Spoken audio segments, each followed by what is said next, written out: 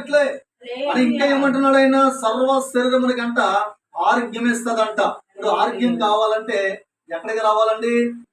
చెప్పలు గట్టిగా, దేవుని సన్నిధికి రావాలి. ఈ రోజు వాగ్దానం పడదనమాట. స్తోత్రం కలుగా. సర్వ శరీరులు ఎక్కడ రావాలి? దేవుని సన్నిధికి రావాలి.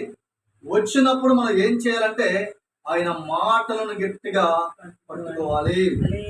ఎందుకంటే ఈ మత్తయి సువార్తలో రాయబడి ఉంది, భూమి మీద అంట ప్రజలకి సమాధానం లేని వారికంట ఆయనే సమాధికర్తగా దేవుడు వచ్చాడంట.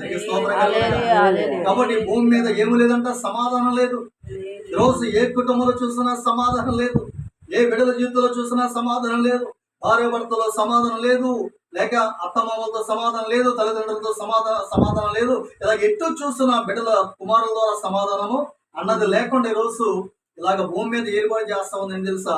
భూమి మీద సమాధానం లేని వారికి దేవుడు చెప్తున్న మాట